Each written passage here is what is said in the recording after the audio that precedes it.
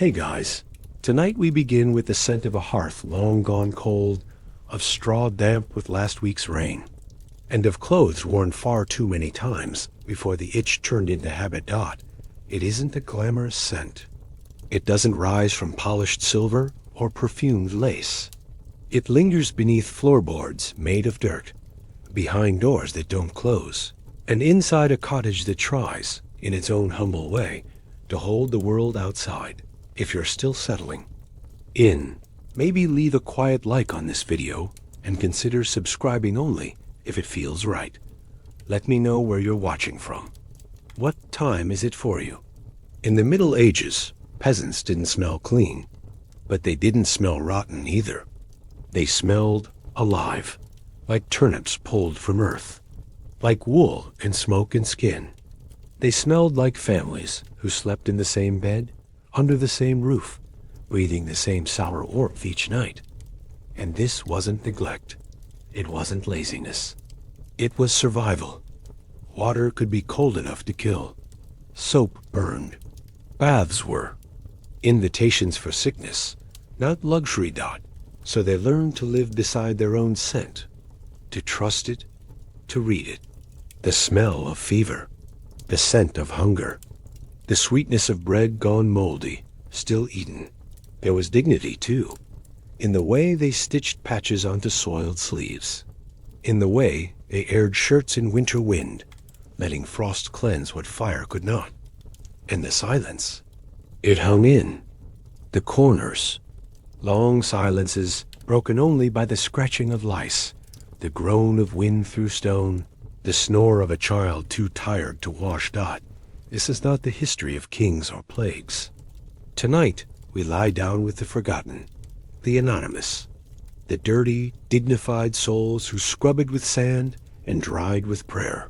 We'll walk with them, barefoot, careful, and quiet, through outhouses and ice, over floors of straw and shadow, past soap that stings and beds that itch. And in doing so, we'll uncover something oddly beautiful. That filth might have been their way of staying clean. Close your eyes if you like, get comfortable, and let the candle burn low as we begin Chapter 1. The village bath no one took. There was a wooden tub once, round, slightly cracked, with iron hoops hugging its sides like a forgotten barrel. It lived in the corner of a shed that leaned like an old man in winter. And inside it, if the light hit right, you could still see the outline of a ring where the last bathwater had dried and vanished years ago. They called it the village bath, but no one used it anymore. Not really. Once, in older days, people would gather, men, women, children, to share warm water and gossip, laughter echoing like birdsong in the steam. But that warmth had grown suspicious. Too many people meant too many diseases. Too many bare backs turned into rumors. And what was once a ritual of comfort became a risk no one wished to take. So it sat there, dry, cold, still. The dust thickened. The spiders moved in. A place that had once soft calluses and soothed bruises now simply held silence. Bathing, for the poor, had become an indulgence, a gamble. When winter came, and it always did, water turned cruel. To undress was to suffer. To step outside was to invite death in. So instead of bathing, they rubbed their skin with straw, or wiped their hands on cloth that hadn't seen water in months. A little filth was survival. It wasn't as if they didn't notice. They did, but the itch became background noise. Like the creak of the roof beams or the sigh of the hearth as it cooled in the night. It was there, and then it wasn't. Instead of baths, there were tricks. A basin of rainwater, warmed by a window. A cloth dipped just enough to freshen the face, not enough to waste what couldn't be replaced. Children might wash their feet in the river, in summer, but even that felt risky when the wind could turn on you without warning. There were stories. Of course, tales of a cousin who took a full bath and fell sick the next day. A neighbor who soaked too long and never woke up. No one questioned whether the bath caused the fever. The timing was close enough. And so the tub in the shed remained. Untouched. Sometimes someone brave or desperate would attempt a proper wash. Oil a kettle, pour it into a bucket, stand behind a sheet in the corner and hope the steam lasted longer than the shame. But more often, they'd stop halfway.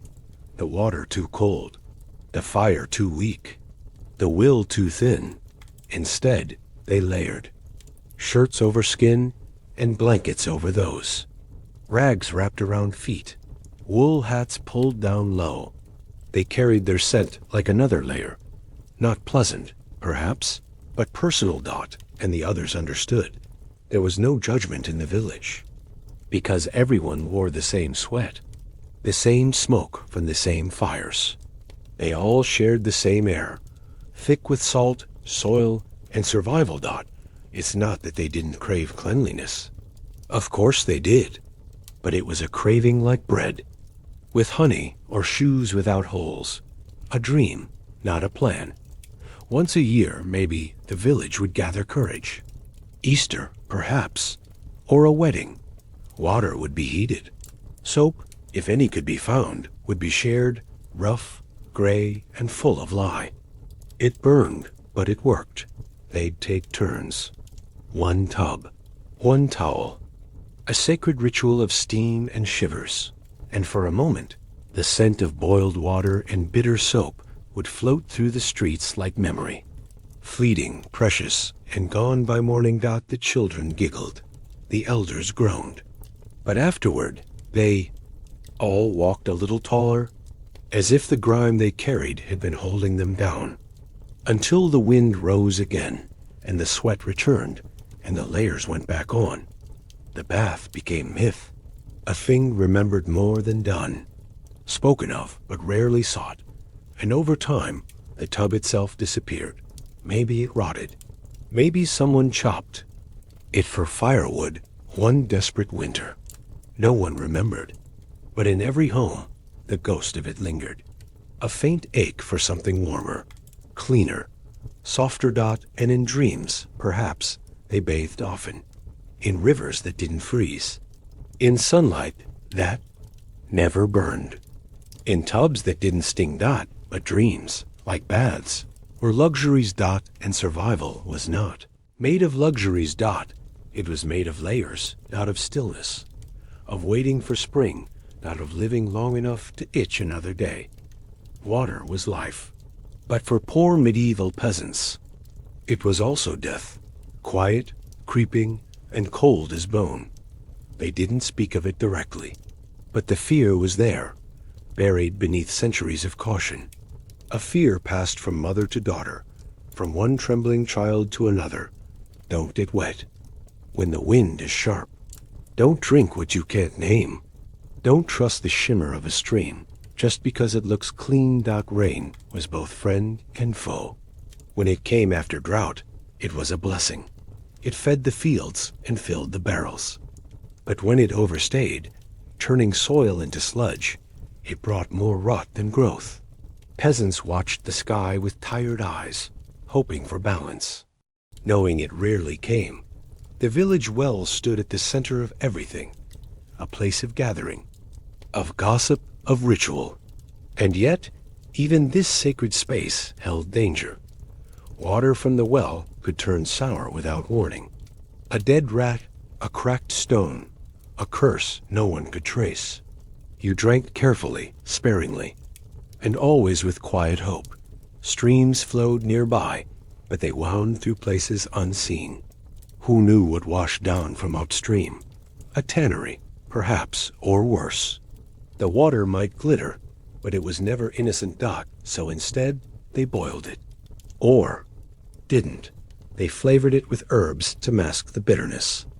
Or turned it into ale, weak and cloudy, but safer than the clear stuff. Children grew up sipping broth more often than water. Better to smell onions than sickness.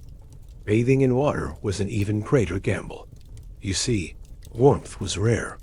Firewood cost time and time cost strength.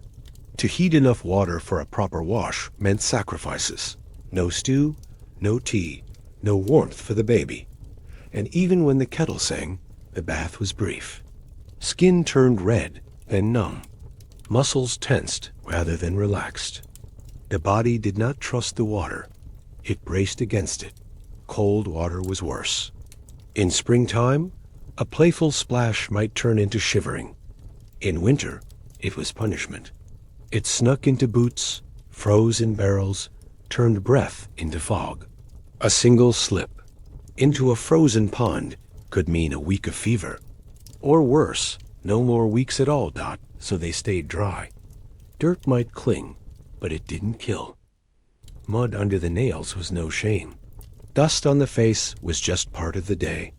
And the layers of clothing, stiff with sweat and smoke, served as armor. Against the cold. Against judgment. Against the treacherous invitation of water. Even laundry was dangerous. Women who knelt at the riverbank to scrub shirts came home with hands like cracked leather. Fingertips bled. Backs ached. They did it anyway, but not often. Not with joy. And never without caution. There were tales, whispered around firelight, about water turning people strange. A girl who bathed too often and caught the eye of something not quite human. A boy who drank from a pond and spoke nonsense until spring. Superstition wrapped around hygiene like ivy, half believed, but never ignored. Priests warned against vanity. Too much washing invited sin, pride, temptation. Best to remain humble, they said. And if that meant dirty, well, wasn't dirt the color of the earth God made? And yet, there were moments. Brief, stolen ones. A summer rain that kissed the skin. A plunge into a pond after harvest. Laughter that bubbled up despite the fear. But always, always with watchful eyes. Because even joy could cost you everything. The truth was simple, and everyone knew it. Water did not come without a price. It was too easy to forget how quickly warmth could leave the body. How fast the shivers could take hold. How thin the line was between a refreshing splash and a final cough. So they feared it quietly, gently, daily. They feared it the way they feared hunger, or childbirth, or wolves. Not because it was loud, but because it was always there, waiting, watching. And in their wisdom, in their caution, they survived. Not clean, not soft, but alive. And that, in the world they knew, was the only kind of victory that mattered. No one carved statues for the cautious. No songs were sung for the dry-skinned woman who never bathed and never died of fever. But in that silence there was knowledge. And in that fear, there was life. Mud was not shame. Not in the village. It was presence. Proof. A second skin that clung to the poor with quiet devotion. It layered itself behind knees, beneath fingernails, in the folds of thick linen. It didn't ask permission. It simply arrived and stayed and became part of the body's geography. There were mornings when the world outside was nothing but gray sky and softened ground. The paths became slush. The fields turned to soup. A peasant's boot sank into the land with each step, as though the earth itself tried to pull them back. But they walked anyway, through it, with it. Children stomped in puddles not for fun, but because there was no dry way forward. Men bent their backs under mud-heavy carts, the wheels groaning in protest. And women lifted skirts already damp at the hem, knowing they'd dry stiff by evening. You could try to wipe it off. You could scrape at your skin with straw or washcloth. But it never truly left. It lingered, behind ears, in the cracks of heels, under the waistband where sweat met soil. And oddly, they didn't mind, because mud meant movement. It meant you were working, sweating, tilling, gathering. It meant you hadn't been still long enough to grow cold. There was pride in that. The nobility, distant, powdered, perfumed, could mock the filth from afar. That their boots never touched ground. Their hands never coaxed potatoes from stubborn soil. Their food came clean and cooked, not caked in the same dirt that had fed it. A peasant's pride wasn't polished. It was practical. Mud could be disguised, too. When the tax collector came down the road, faces became unreadable, clothes more tattered than usual. Better to look poorer than you were. Better to appear too worn to be worth bothering, even a moan. Each other, it served as signal. The streaks on a man's arms told you where he'd been. The fields, the forge, the barn. A smear of soot across the cheek was a badge of survival. It said, "I've been near the fire." I've kept us warmed out sometimes. When the rains wouldn't stop, villagers packed the cracks in their cottages with mud. They pressed it between stones, filled in gaps. It dried hard, held firm, protected from the wind. Mud kept the cold out, even when prayer could not dot. It was insulation. It was shield. It was something solid in a world that was always slipping not. And so, they embraced it dot in winter. The mud on their boots turned to a crust that clattered on the floor. In spring, it softened again, welcoming bare feet like an old friend. Children smeared it on their faces like paint. Women shaped it into walls. Men stomped it flat for floors. They did not curse it. They knew better. Sometimes they dreamed of cleanness. Not scented cleanness, not golden tubs or marble baths. Just the absence of itch, of grit between the toes, of grime beneath the breastbone. But they also knew, deep down in their bones, that mud had kept them alive. When the wind howled, it sealed the cracks. When the river rose, it formed a dam. When a cut opened on a hand, the mud clotted it, slowed it, hushed it dot. It was medicine and mask, a reminder of what they were made of and what they'd return to. There were weddings once or twice a year. And on those days, people would try. They would scrub, comb, wipe. But even then, the mud clung. A little streak on the ankle, a line behind the neck, a smudge no one dared mention, because it wasn't shame. It was story dot. It was every step taken in frost, every sack carried across a wet field, every night spent too tired to wash. And when they looked at one another, covered in it, cracked by it, they didn't see dirt. They saw honesty dot, the kind that didn't wash off. The bed was never soft. It was straw mostly. Not fresh straw either, but the kind that had seen many seasons. Flattened, yellowed, full of dust, and full of life. You didn't lie down to rest in it. You sank, slowly, into something ancient dot the first time you slept. On one, it pricked your back like 1,000 tiny thorns. By the third night, your skin had adjusted. By the 10th, you barely noticed the itching dot. Sometimes dot the mattress was a sack, rough cloth stitched tight, packed with straw, and set on a wooden frame if you were lucky. Otherwise, the ground had to do. The frame creaked if you moved too much, so you didn't. You learned stillness, and stillness, too, was a form of sleep.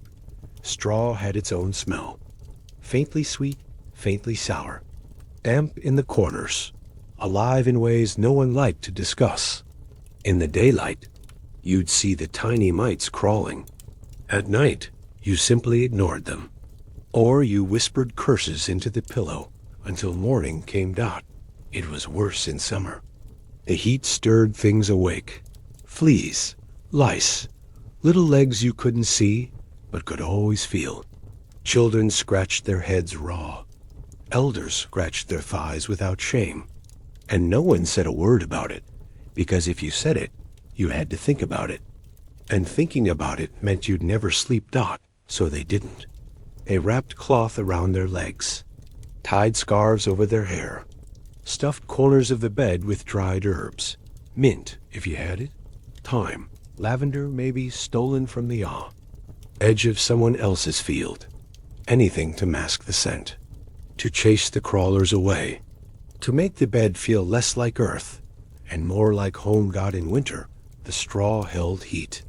Not much, but enough. The body made a dent in the mattress, and the dent became a nest. When 5 or 6 slept together, as they often did, the straw beneath became warm, almost steamy. The blankets above were threadbare, but the heat was real. Human warmth pressed into straw, and straw pressed back. It rustled when you moved. A dry whisper in the dark. Some grew used to it. Some never did. There was always the moment, just before dawn, when the itching returned. Sharp, insistent. You scratched, eyes closed, rolled onto your side, felt the straw poke through a thin patch in the fabric. And you reminded yourself, this is the best it's going to be. Because it was.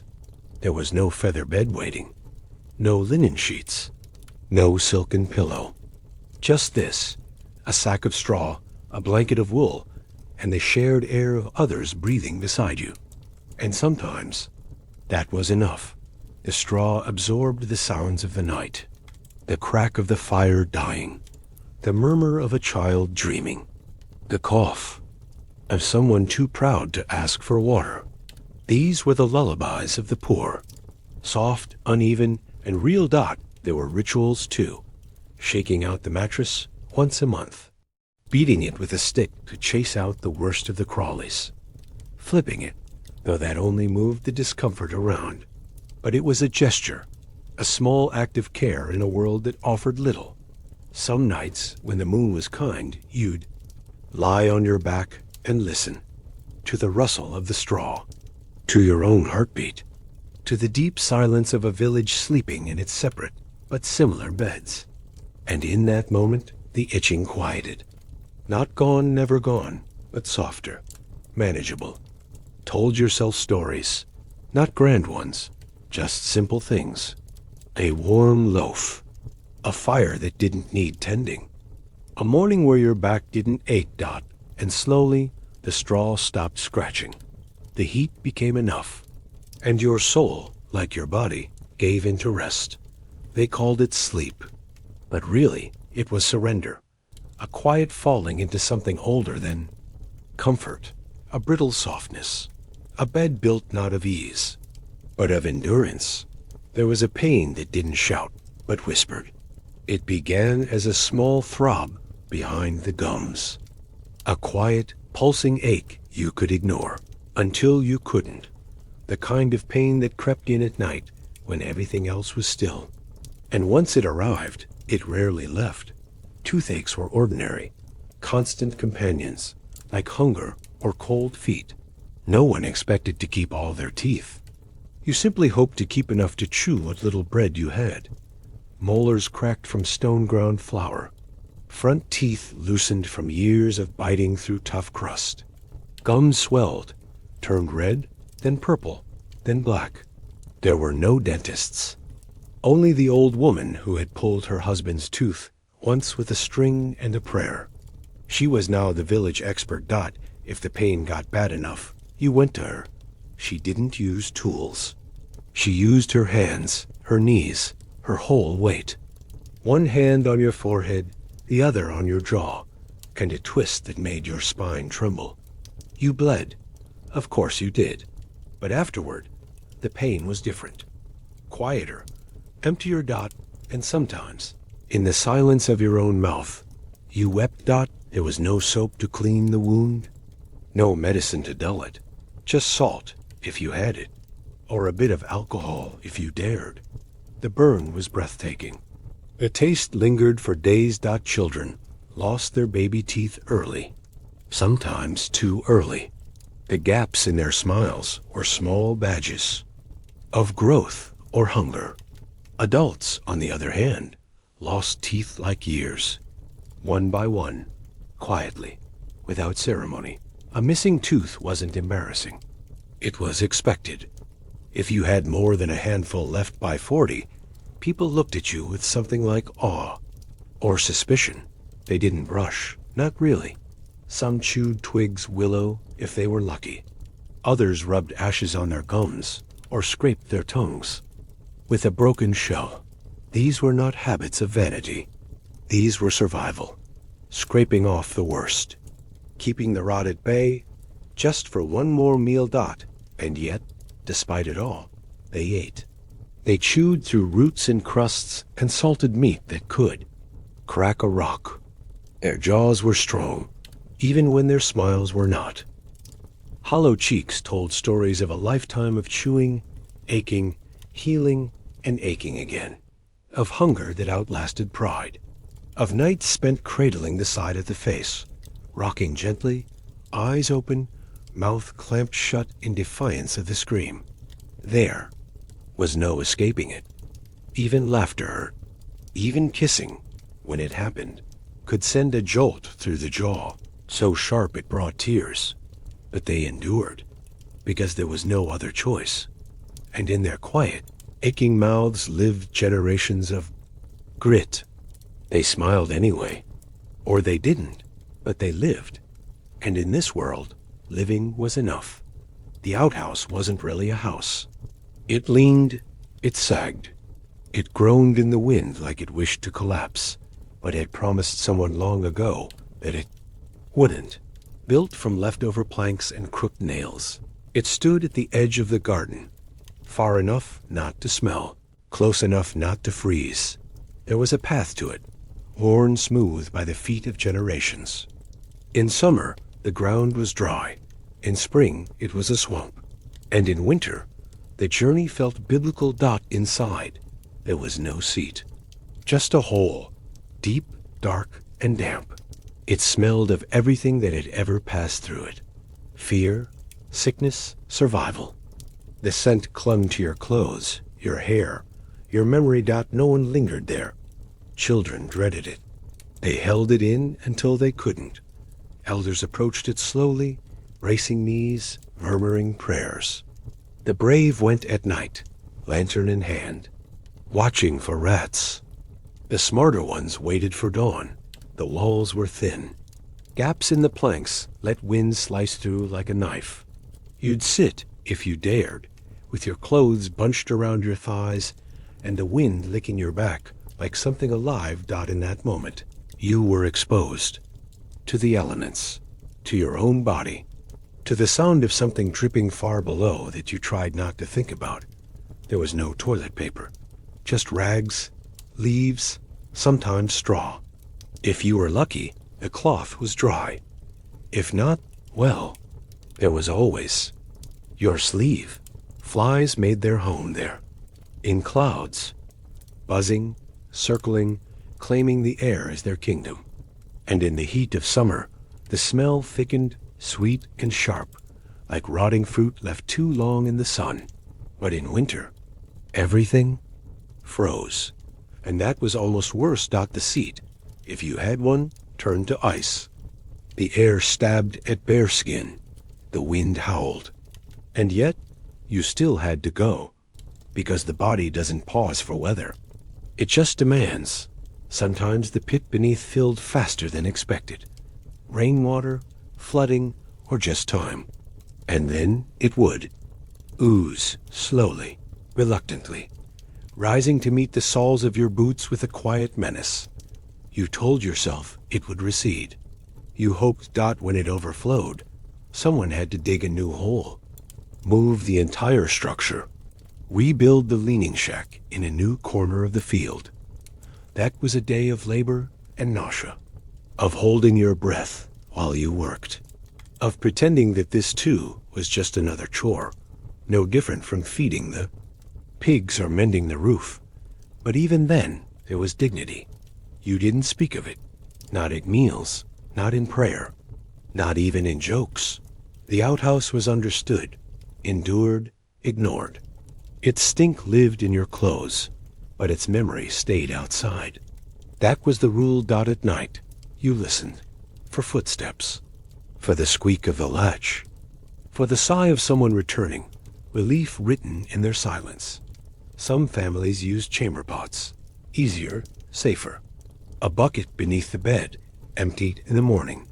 But even then, you had to carry it carefully, quietly, and toss its contents beyond the fence, The walk of shame, performed daily. It wasn't pretty, but it worked. And in a world where everything was hard, sometimes working was all you needed, because filth was manageable, predictable. It didn't lie. It didn't steal. It simply reminded you, in smell and sound and stain, that you were alive. And that being alive was messy. The soap sat on the edge of the basin like a stone forgotten in the rain. Gray, cracked, smelling faintly of ashes, and something sharp, a sour bite that stung the nose and made the eyes water. It wasn't bought, it was made. In the back of the cottage, near the fire, when enough fat had been scraped from the pans and enough lye boiled down from the hearth. A slow process. Dangerous, too. The wrong ratio, and the soap would burn right through skin. But they made it. Anyway, because it was all they had, you didn't use much. A sliver, a smear across a rag. It foamed a little, but not enough to feel rich. Just enough to remind you that something stronger than water was doing the work. And when you rubbed it against your arms, or behind your ears, or under your arms, where the smell clung deepest, it bit, not immediately. First came the slickness, then the sting, then the slow warmth, like something beneath the skin had awakened, and started to fight back. The poor called it cleaning, but it felt more like penance. Children cried the first time. That shocked gasp when the lye found a cut they didn't know they had. Mothers hushed them, not unkindly, but firmly. Better to burn now than rot later. Better a scar than a smell. The soap didn't discriminate. It punished dirt and flesh. The same. If you weren't careful, it would leave the skin raw, not clean, just stripped. Like bark peeled from a tree, they used it on clothes too. Rubbed it into collars, cuffs, hems blackened with mud and smoke. Then scrubbed the fabric against rocks or boards, beating out the stains with tired arms and chapped knuckles. It didn't leave behind lavender or rose. It left behind silence. A quiet that came after pain, when the air felt too cool against skin that had been scrubbed into stillness. And yet, it was sacred. The block of soap was stored carefully, wrapped in cloth, kept dry, passed from hand to hand like a relic.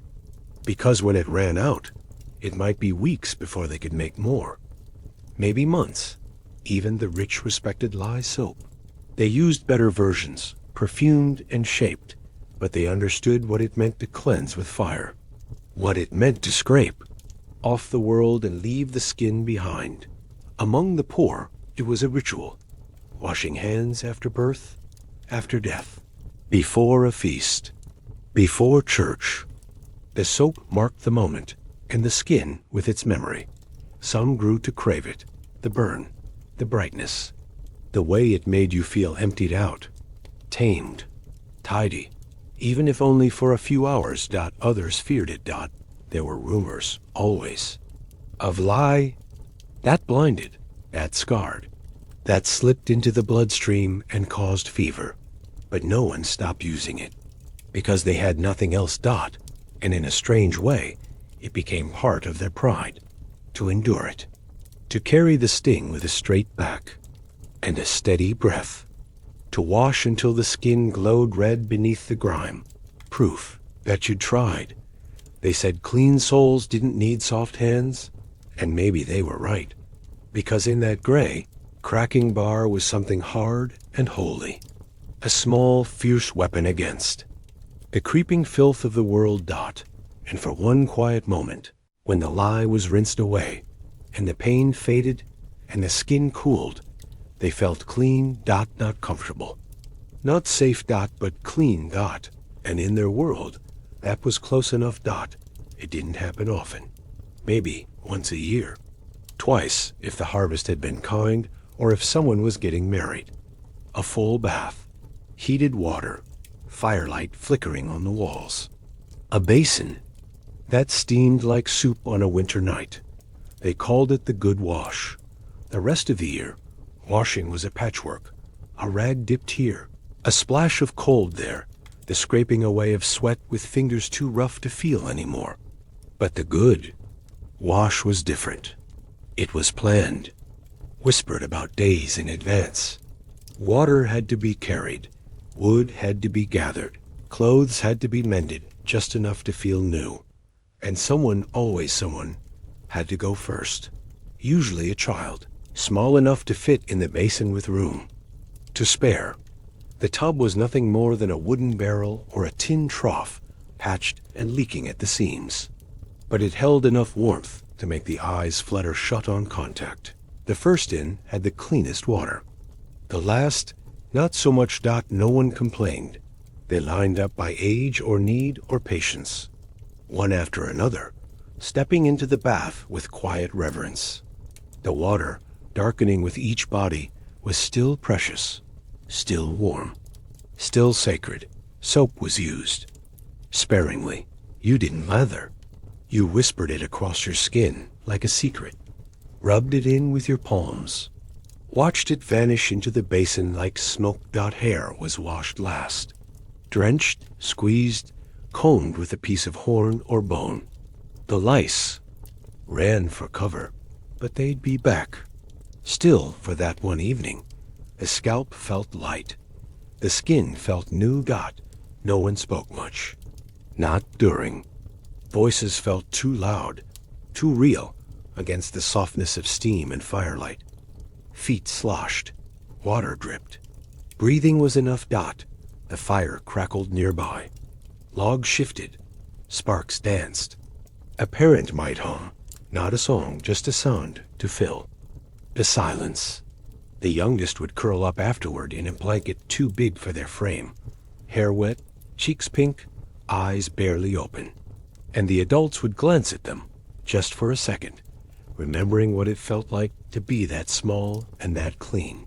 When it was done, the water was thrown out, into the garden, onto the path. It steamed as it hit the dirt, a ghost of warmth fleeing into the cold, and the tub was wiped down, dried, turned on its side. Until next year, everything about the good wash was temporary. The heat, the soap, the smell of skin without smoke. It didn't last. By morning, the sweat returned. The work began again, and the dirt, as always, crept back in. But they remembered it. The feeling of not scratching. The joy of fabric on skin that didn't crawl. The gentle surprise of one's own scent, plain, like wood, like clean wool, like breath. And though they joked about it, called it the annual boil or the big dunk, they cherished it. Because it was rare. And rare things in a poor life held power. Some families timed it with holidays. Easter, a saint's day. Others waited until summer, when water didn't threaten to steal the soul through the pores. But no matter when it happened, it became a kind of rebirth, quiet, earned, holy in its own peasant way. They didn't photograph it. They didn't write about it, but they carried it. That night by the fire. That heat on the spine. That moment when the world didn't itch, and the body felt like home again, just for a little while. Children in the village rarely looked clean. Their cheeks were streaked with something. Ash, jam, dirt, or sleep. Their hands were always sticky. Their feet were bare, toughened, darkened by dust and the memory of puddles long since dried. But they glowed in their own way. Not polished, but warm. There was always a crumb stuck to their shirt. A crust tucked in their pocket. A bit of last. Night's porridge stuck behind an ear. No one rushed to scrub it off. The dirt would come back, and the child didn't seem to mind. They played in everything. Mud, leaves, ash from the hearth. They chewed on twigs. They sucked buttons. They rolled down hills and into ditches, laughing all the way. It wasn't mischief, it was childhood. And in a poor village, childhood was short, so no one spoiled it with soap. Mothers wiped their faces with spit on a thumb. Fathers tousled their hair without caring what hid in it. Grandmothers tutted, then tucked bits of food into their hands as if crumbs were a kind of affection. At night, they piled into beds like puppies. One blanket, one mattress, 4, 5, 6 bodies in a row, elbows in ribs, feet in faces. The air full of sleep breath and giggles that faded into sighs. No one asked them to be still. No one begged them to behave like porcelain, because these were children bored of work and worry. Their hands already knew how to hold tools. Their shoulders knew the weight of water buckets. Their eyes saw hunger before they saw books, but they still played, with dolls made of rags, with sticks named like swords, with stones they believed could fly. They found comfort in repetition. The same lullaby hummed through a closed mouth. The same corner of the cottage that felt safe when the wind howled. The same patch of dirt outside. The door where their feet made tiny paths of memory. They didn't bathe often, and they didn't care. Bathing meant cold water, scratchy cloth, the sting of soap. It meant standing still. And children in the village weren't made to be still. Instead, they carried their filth like a second skin. And under it, they were soft, tender in their hearts, even if their knees were permanently scabbed. A child with a smudge on her cheek wasn't a disgrace. She was alive. A boy with mud between his toes was lucky. It meant the season was warm, the fields forgiving. They learned to laugh before they learned to write. They learned to carry their siblings before they carried shame. And when they were scolded, it wasn't for dirt. It was for stealing bread, for letting the fire die, for wandering too far from the sound of the bell. But even then, the scolding was mild. Because every adult in the village remembered. They, too, had once worn the same mud, the same jam, the same crumbs from bread even too early and held too tight.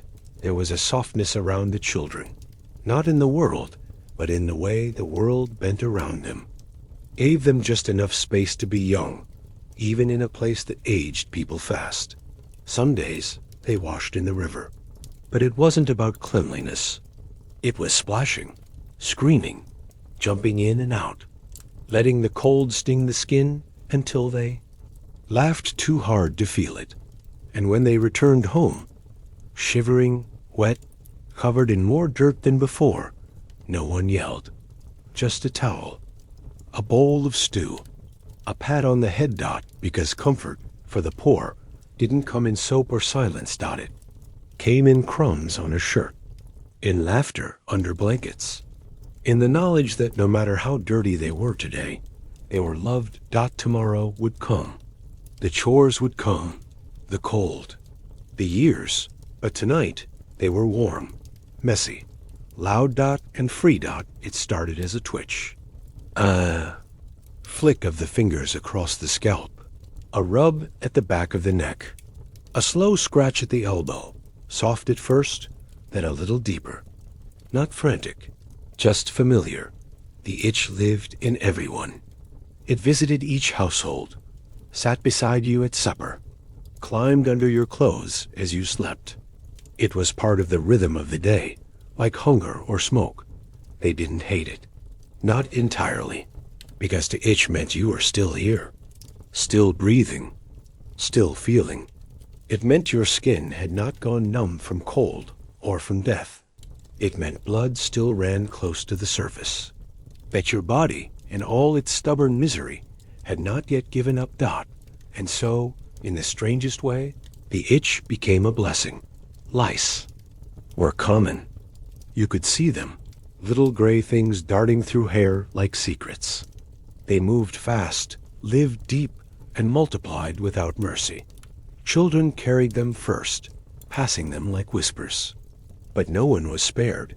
Fleas made their homes in bedding, in straw, in fur.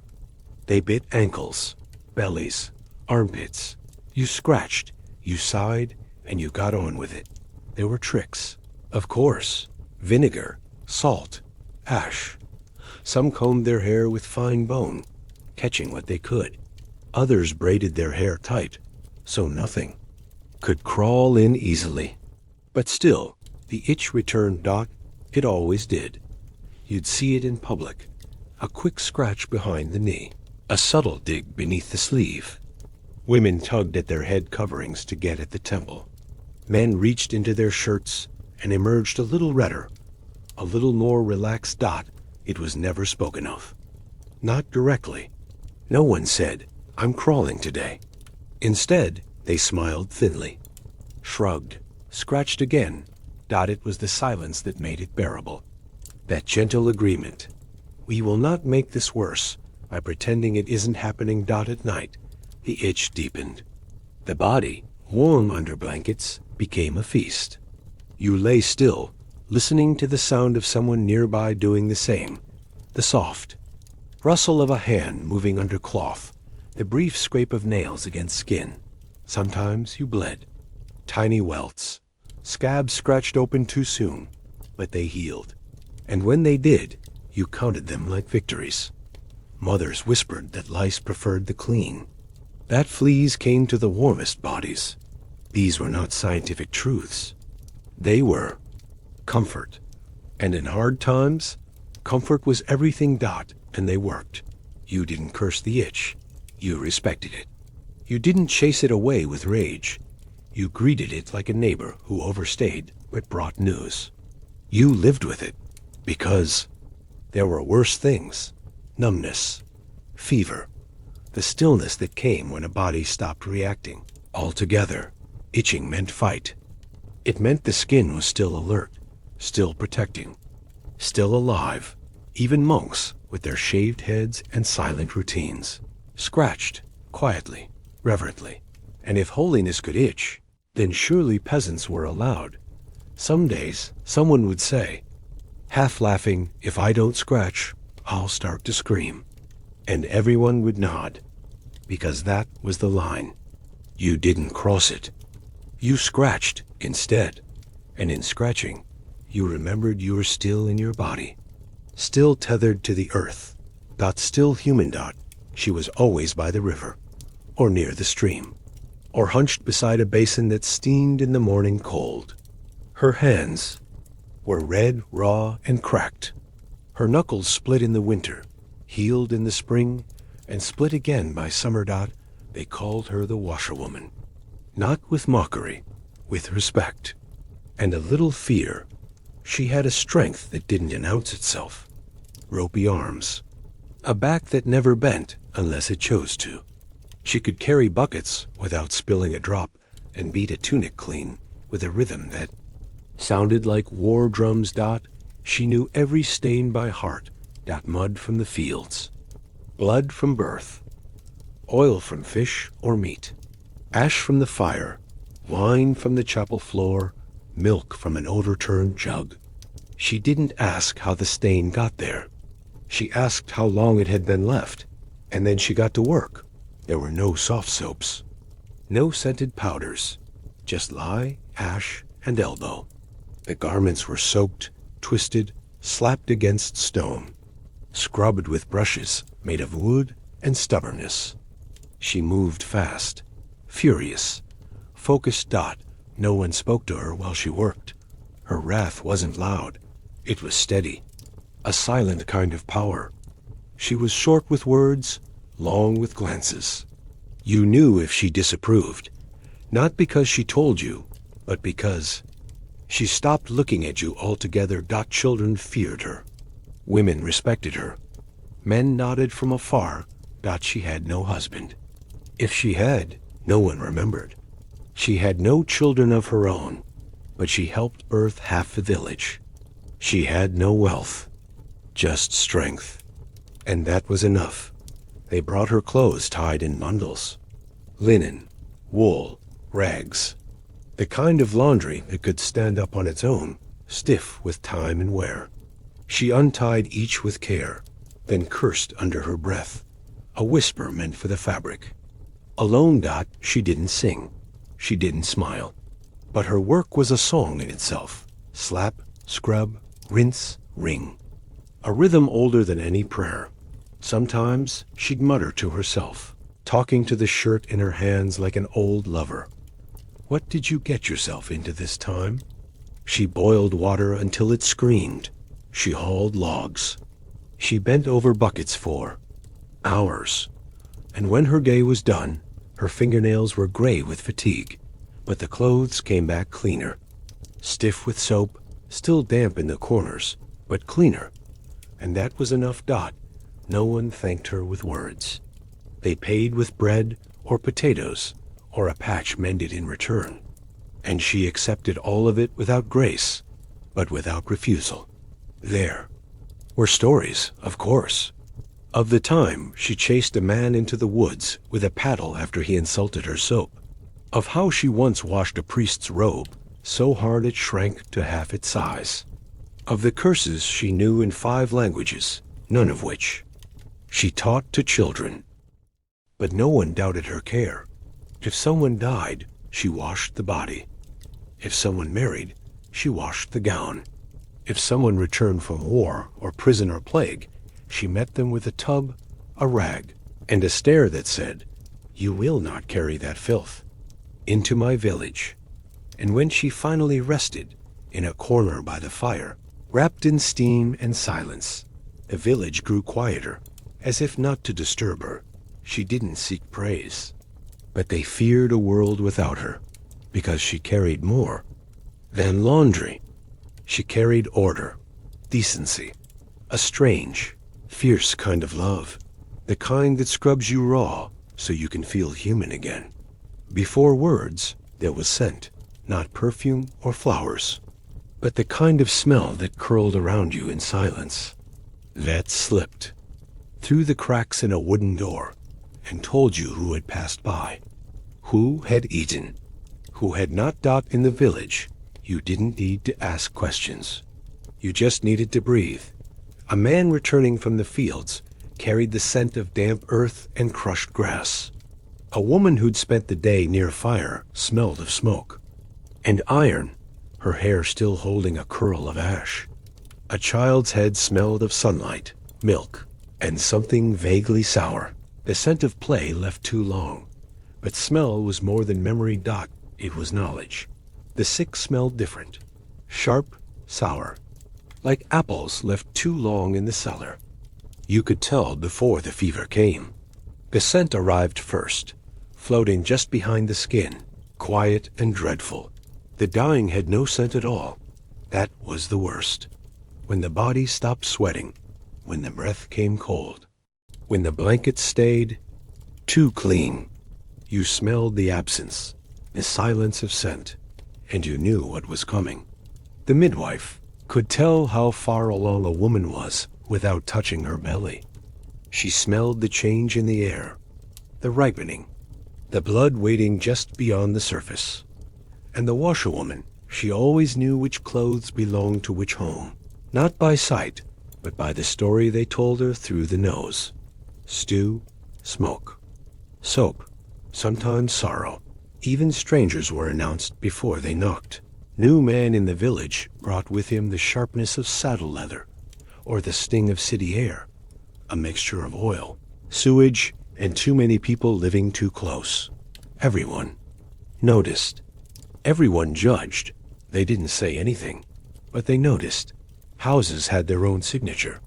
You could tell who lived where by the way their home breathed. Damp wool, boiled onions, chickens nesting in the corners, candles made from sheep tallow, flickering in a haze of old breath and new bread, and secrets, real secrets. They didn't stay hidden. They clung to clothes, to skin, to hair. The young girl who met someone by the river, she returned smelling of riverbanks, of sweat, not caused by work, of crushed grass behind her knees. Her mother didn't ask. She simply turned away and opened the window. Shame had a scent, too, not strong, but sharp, the kind that clung even after washing, that no amount of scrubbing could quite erase, but kindness had one as well. A grandmother's lap, a bowl of soup, a child's cheek after sleep, the comfort of warmth, woven into skin and love. Love was always remembered in smell, long after the voice faded, long after the face blurred. The scent remained, in the collar of an old tunic, in the blanket folded too neatly, in the air just after someone left the room. Smell carried grief more gently than sound ever could dot. It lingered where touch could not dot in the poorest places, where words were few and letters rare. Scent was a kind of language, a way of knowing, of feeling, of remembering dot, and though no one talked about it, they all understood it.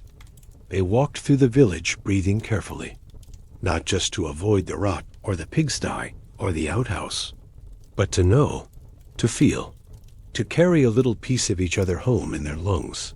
Because in a world where nothing lasted, not bread, not fire, not youth, the scent of someone, that stayed. And when night fell and the windows shuttered and the blankets were pulled tight, you breathed it in, who you were, who you touched, who you missed, and you let it rock you softly to sleep. Night fell gently in the cottage. It didn't crash or sweep in like a storm. It crept through the cracks in the shutters, settled into the corners of the room, and curled around the edges of everything you loved out by then. The fire had burned down to its core, a red eye blinking from the hearth. The air held the weight of meals long since eaten, of wool damp with breath, of children already half asleep in the dark. There was only one light left, a candle, short, bent from too many meltings and remoldings. It sat on a wooden shelf, or maybe a stump, with wax puddled around its base like a skirt. It flickered not proudly, but tiredly, as if it knew it wouldn't last the hour. They didn't light it early. Candles were precious, saved for real need, so by the time it burned, everything else had gone quiet. And in that dim circle of gold, a small ritual took place. One repeated each night, without ceremony, but never forgotten. The chamber pot was brought out from beneath the bed. It wasn't beautiful. It wasn't clean. It was a pail or a jar or a bucket, depending on what you had. Metal, if you were lucky. Clay, if not. Wood, if nothing else. It smelled of things better left unnamed, but it was necessary. No one wanted to go out at night. Not when the wind cut through the walls. Not when wolves still howled at the edge of memory.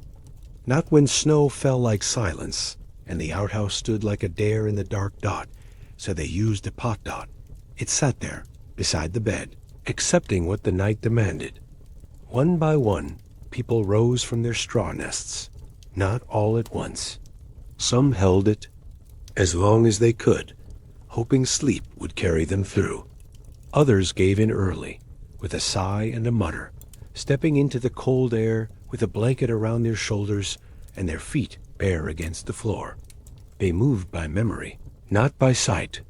The floorboards creaked in patterns they knew by heart. A foot here, a board there. Avoid the loose one or wake the baby.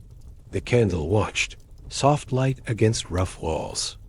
Shadows dancing on hands that tried to be discreet, even in a room where nothing could be hidden. They didn't speak. No one wanted to make it a conversation. You did what you had to do. You returned to bed. You pulled the blanket over your head. And you pretended you didn't hear the next person rising. Sometimes there were spills, accidents, a stumble, a tip of the hand in the dark.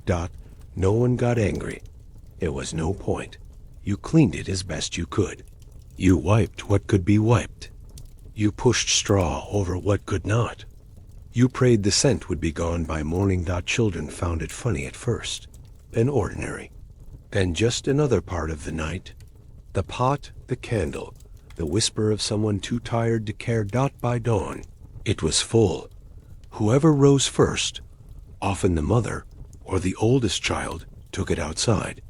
Not proudly, not with shame either. Just as another task to do before breakfast.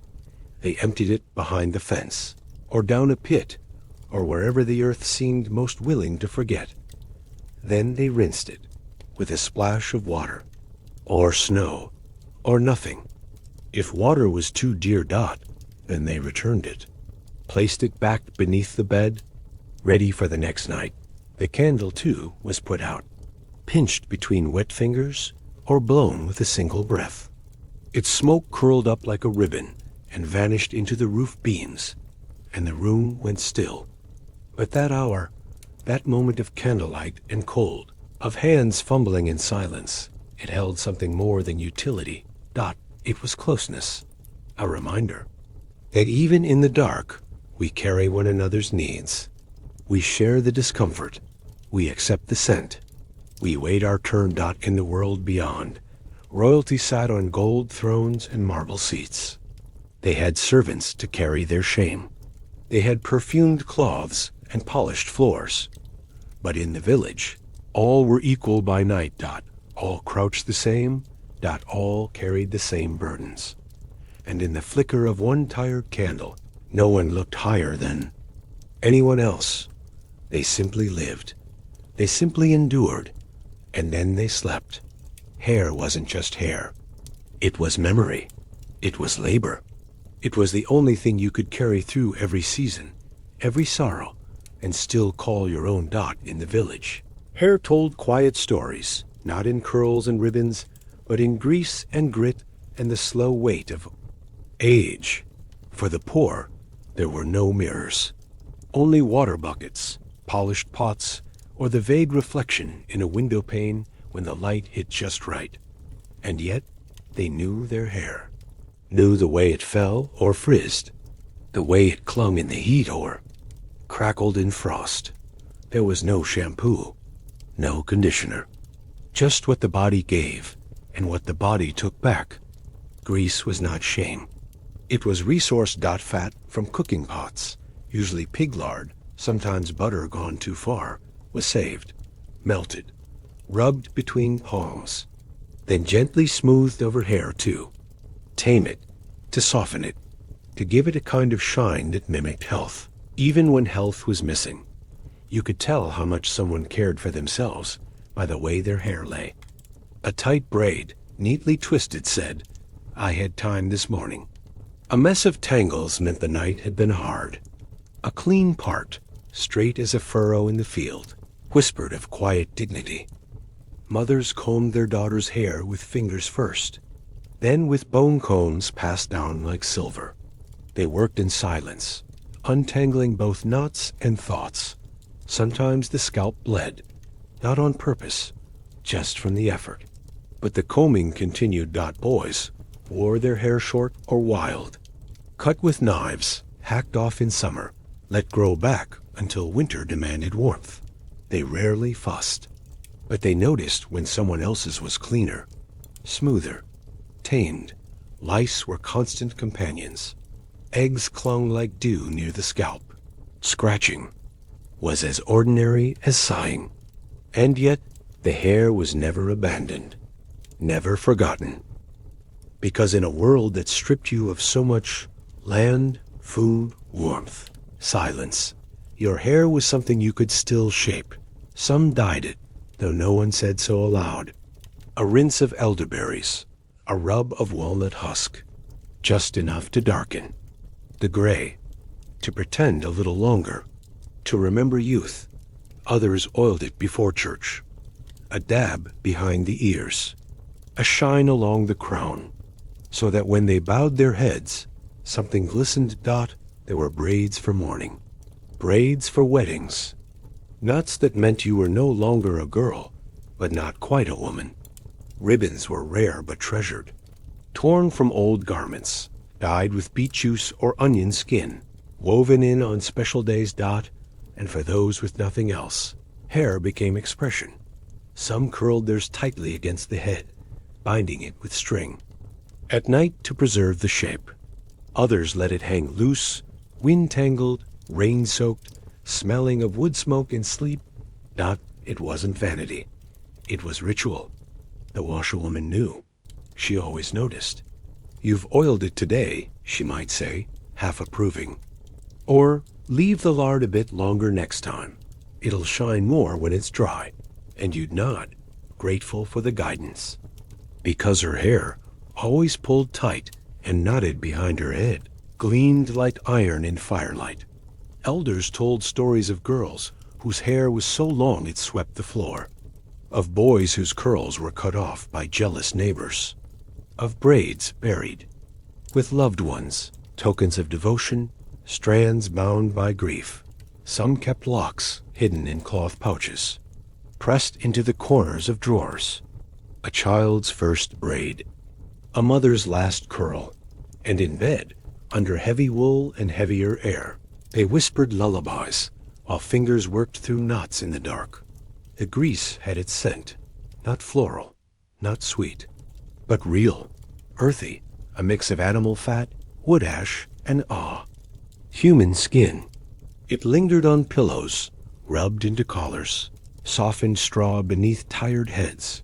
They didn't call it beautiful, but they noticed, and noticing was enough.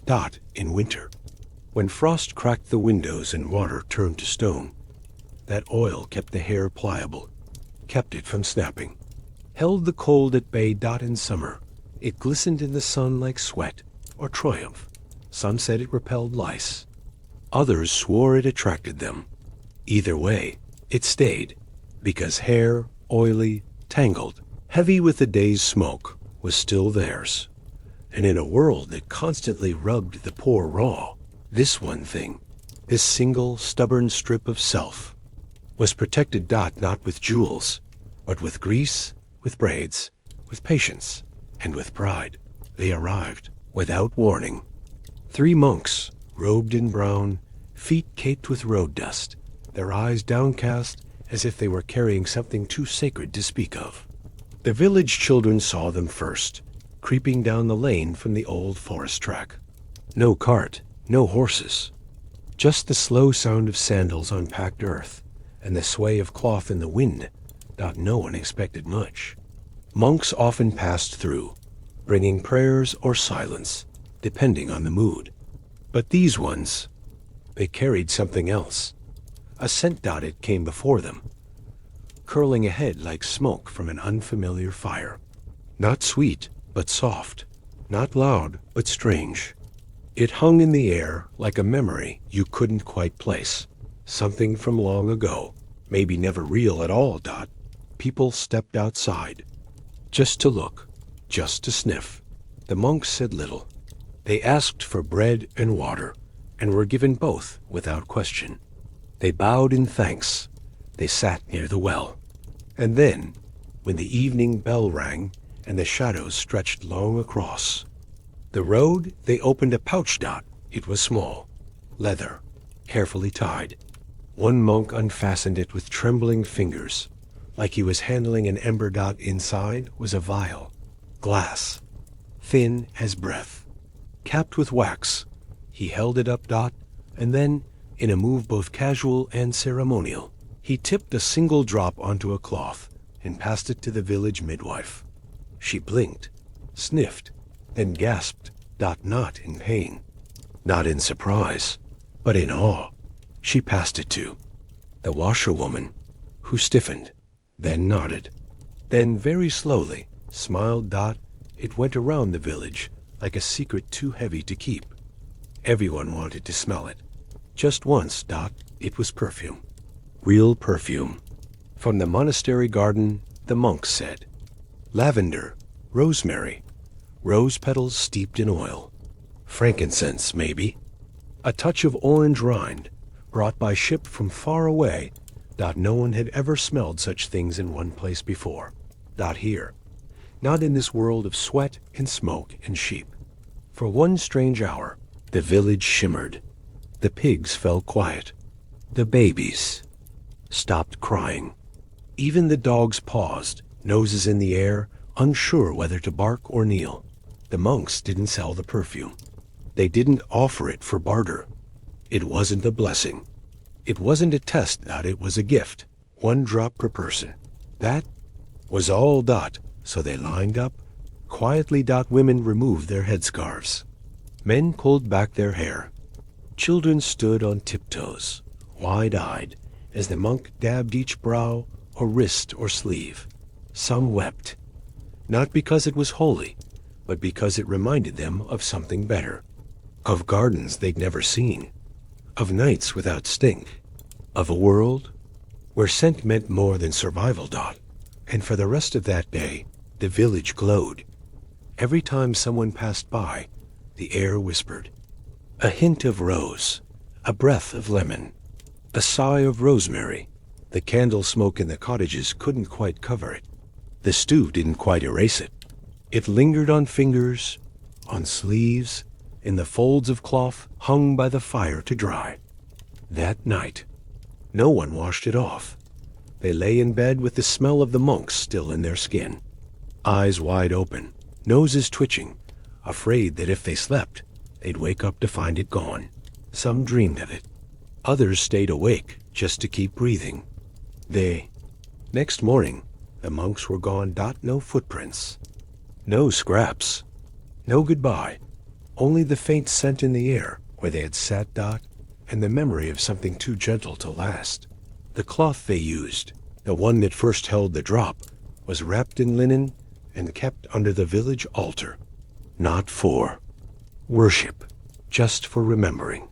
Sometimes in winter, someone would lift it gently, just to see if anything remained. A whisper of lavender, a hint of sun. That was enough. For years, they talked about it. Do you remember the monks with the scent? Someone would say. Do you remember how it made your chest ache? They all remembered, because that day they had smelled like something else. Something not poor, not tired, not gray. They had smelled like hope. Like grace. Like a world just beyond the trees, waiting to be believed in. And though the perfume was gone, though the vial had vanished with the men who brought it, they carried that hour with them. In the way they pressed herbs into their pillows. In the way they boiled mint when they could find it. In the way they closed their eyes when the wind shifted. Just in case, because scent, they learned, could change everything, even if only for a moment, even if it was never meant to stay. They didn't have boots, not really, not the kind that sealed out wind and held in warmth. What they had were scraps of leather, tied with twine, patched with cloth. Shoes that flapped when you ran. Shoes that soaked through in an instant. Shoes that barely qualified, and some had no shoes at all. Layers upon layers, tied with string, sealed with fat ore. Wax if they had it. It bought them time. A few minutes of motion before the numbness arrived. Numbness was both friend and enemy. It dulled the pain, but it also lied. It told you things were fine, until your toes turned black. So they stayed. Alert. Not with thermometers or science, but with instinct. The old woman would say, if you stop feeling your toes, run until you do. And they listened. Frostbite was not a word they used, but they knew it by sight, by loss. Some toes were never the same, curled, missing, discolored, but they never mourned them loudly, just covered them with thicker socks and moved on. The fire in the hearth never reached the floor. The warmth was for faces, hands, maybe the knees if you sat close enough. Feet stayed cold.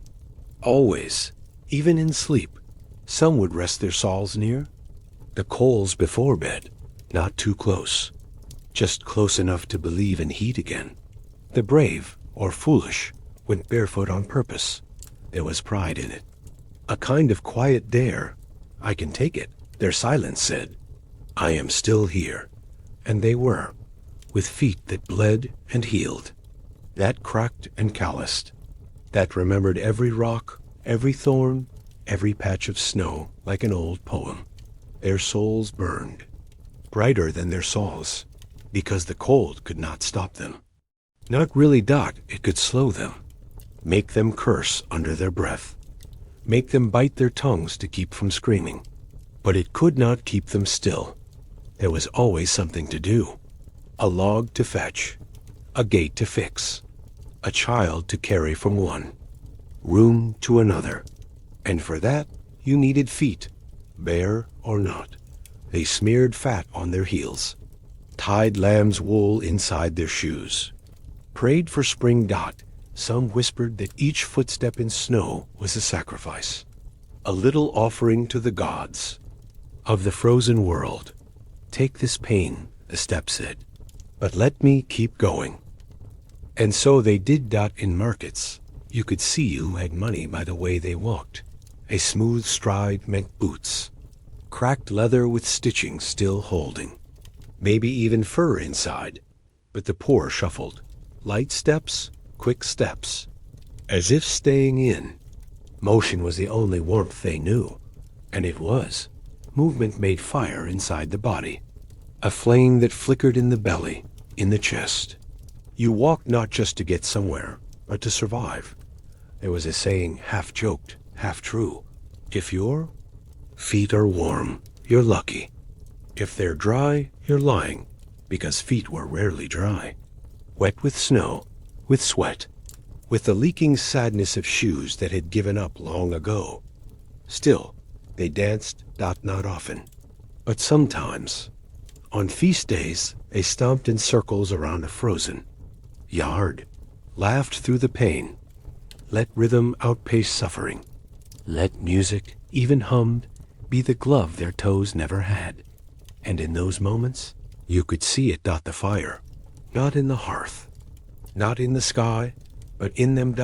In their refusal to be still, in their quiet courage, in the way they pulled the next child onto their back and kept walking. Because frost could kiss the skin, but it could not steal the will. That belonged to the barefoot. Too. The bruised. To the ones who walked through snow with their eyes half shut and their hearts wide open. It began early, before the sun had fully climbed past the thatched rooftops. A sheen at the base of the neck, a glisten along the brow. The first signs of work becoming prayer. They didn't call it sweat. Not exactly. It wasn't something they named. It was something they wore, like cloth, like mud, like memory. The poor sweated every day, quietly, relentlessly, under tunics that had seen too many seasons, beneath wool caps soaked through by noon, over shoulders burned red by sun or rubbed raw by rope. There was no glory in it, no applause, just the simple truth. If you didn't sweat, you didn't eat. And so they did. They carried water from the well, jug by jug, balancing it across their backs like the world's oldest scale. They hoed the fields, soil sticking to their skin like it was trying to crawl back home. They lifted children, hay, firewood, the dying, whatever needed lifting that day. And they sweated. It pooled in the hollow of their backs, ran down legs already streaked with dust, dripped into eyes that never flinched, not even when stung. And it stank, not bitterly, not offensively, but familiarly. The scent of effort, of dignity. Because sweat, in this place, was sacred. It meant the cow had been milked before the frost came, that the barley had been turned just in time, that the fire had been lit, the child fed, the roof patched, all without complaint. They didn't speak of it, but they noticed. You could tell by someone, sent if they'd worked that day, or pretended to. You could tell by the shine of their arms, by the dampness at their collar. And if they were truly soaked through with purpose, you gave them space, respect, maybe even the first spoonful of stew. Men sweated more, some sighed, but women sweated deeper, not because they worked harder, but because they never stopped, kneading dough with elbows deep in flour, stirring pots that steamed the eyes blind, scrubbing children until their own skin ached, carrying grief on their shoulders until it wept from every pore. And beneath all that, the heat of silence. No cries of pain, just the low sound of breath, steady and stubborn. The sweat of women didn't drip. It clung, held its shape, stayed hidden beneath bodices and underarms until nightfall, when garments were peeled away and steam lifted from skin like a prayer. Wiped their faces with aprons, their necks with sleeves. No one offered them cloths. They didn't ask. The poor did not have the luxury of towels. Only the wind, sometimes, when the day was especially cruel. A fire that wouldn't catch, a field that flooded, a child with fever, the sweat mixed with tears. But the difference was hard to tell, because both were salt. Both came from somewhere deep. Both were signs of life, trying not to break. In summer, the sweat was constant. It made clothes stick, made beds unbearable. You'd wake soaked, as if the body had tried to wash itself in sleep. And in the morning, your tunic, stiff from yesterday's salt, would be pulled on again without comment. In winter, sweat was dangerous. A burst of warmth beneath too many layers could freeze before it dried. So they learned to move steadily, not frantically. They worked like coals, slow-burning, measured. Not because they lacked urgency, but because they understood consequences. The young complained. The old did not. The old knew. Sweat was the tax. You paid for survival, the daily price of breath and bread, and one more evening with a roof over your head. Even the church had its sweat, the priest's brow on feast days, the clenching of hands behind closed doors, the smell of incense mixed with human exhaustion, two sacrifices rising together. You didn't wash it away easily. Lye soap helped when there was time. But more often, the sweat dried into the fabric, into the bed straw, into the beams above. Your head, it became part of the home. A scent passed down, father to son, mother to daughter. You could trace lineage in it, not by name, but by labor. That's his sweat, they'd say, pointing to a tunic hung by the fire, or hers in the rag that mopped the floor clean every evening. And when someone died, the smell of their sweat, clinging to collars, to blankets, to the seat where they always sat, was the last thing to leave. Long after the voice faded, long after the grief was folded away, it lingered. Quiet, human, holy. Because in a world where words were scarce, and comfort scarcer still, sweat was a love letter written in salt, a vow carved in labor, a reminder that effort, no matter how humble, leaves a mark. Not one the world will read, but one the heart never forgets. When the clouds gathered and the sky darkened into bruise-colored swirls, no one looked up in wonder. They looked down, at the fields, at their door frames, at the patches in the roof they hadn't yet mended. Rain was never a blessing here. It was intrusion. It came with wind. Crept beneath blankets, through keyholes, into bones. It came with noise, not the soft pitter-patter of storybooks, but a sharp, slapping sound that drowned the voice and soaked through walls, and it never cleaned. Not really. It moved the dirt. Yes, shifted it. Turned roads into rivers and courtyards, into swamps. But it didn't wash the village. It just made everything heavier. The mud thickened. Clothes sagged. Hair clung to foreheads like moss to stone. And what had once been dry enough to ignore became wet enough to command attention. The children played in it, at first. They ran barefoot through the puddles, splashing water up to their knees. But even their laughter couldn't change what the rain did to the world. It soaked straw roofs until they dripped. It crept into beds through unseen leaks. It filled the corners of homes with a damp scent, something between rotting bark and old sweat. And once it arrived, it stayed. There was no drainage, no gutters, no clever systems of pipes to carry water away. The ground drank what it could. The rest sat in still pools, waiting to rot whatever dared float across it. You couldn't hang laundry when it rained. You couldn't start a fire unless you'd hidden kindling for weeks in a dry cupboard, behind thick stone. Even then, it smoked. It hissed. It wept. And you wept with it. But never out loud. Rain brought silence, the kind that settled deep in the ribs.